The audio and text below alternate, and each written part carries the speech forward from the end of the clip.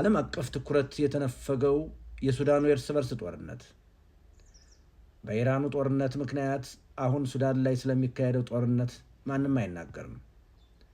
ነገር ግን ጦርነቱ 12 ሚሊዮን ሰዎችን አፈናቅሏል። 150 ሺህ ደግሞ ሞተዋል። ይህ የተመዘገበው ብቻ ነው። ያልተመዘገበውን ደግሞ እግዚአብሔር ይቁጠረው። ይሄ ጦርነት ብዙ አክተሮች አሉበት።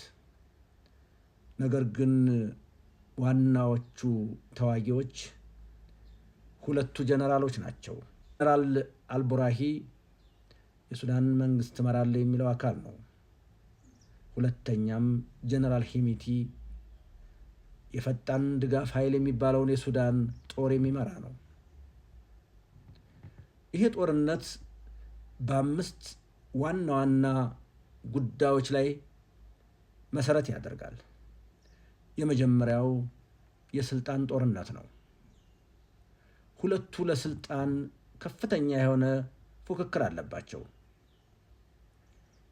ጀነራል ሄሚቲ ሁለተኛ ሰው ሆኖ መቀጠል አይፈልግም። ጀነራል አልቡርሃኒ ደግሞ ስልጣኑን መልቀቅ አይፈልግም። ለሱዳን ህዝብ የተደረገ ጦርነት ሳይሆን በሱዳን ህዝብ ላይ የተደረገበት ጦርነት ነው። አንደኛው ጉዳይ የስልጣን ጦርነት ነው። ሁለተኛው ጉዳይ የጦር ኃይል አወቃቀር ጉዳይ ነው። በሱዳን ውስጥ ሁለት አይነት የጦር ኃይል አወቃቀር አለ። አንደኛው መደበኛው የሱዳን ጦር ሲሆን፣ ሁለተኛው ደግሞ በጀነራል ሄሚቲ የሚመራው ፈጣን ድጋፍ ኃይል የሚባለው ነው። የሱዳን ጦር ኃይል የሄሚቲን ፈጣን ድጋፍ ኃይል እንዲቀላቀል ይፈልጋል።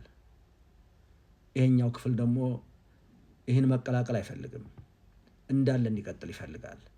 ምክንያቱም የስልጣን ማራዘሚያ ነው።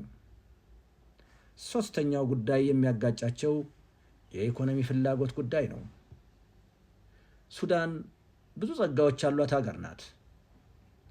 ከጸጋዎቹ መካከል ከፍተኛው አንዱ ወርቅ ነው።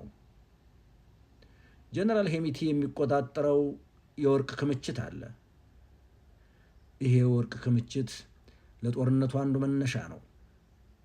ይሄ የወርቅ ክምችት የውጭ ኃይሎችን ማግኔት ሆኖ ይስባል። አራተኛው የዓለም አቀፍ ድጋፍ ነው። ቅድም እንዳልኩት ሱዳን በርካታ ጸጋዎች ያሏት ሀገር ናት። ጥሬ ሀብቷ ብዙ ነው። የተቀመጠችበት ጂኦፖለቲካዊ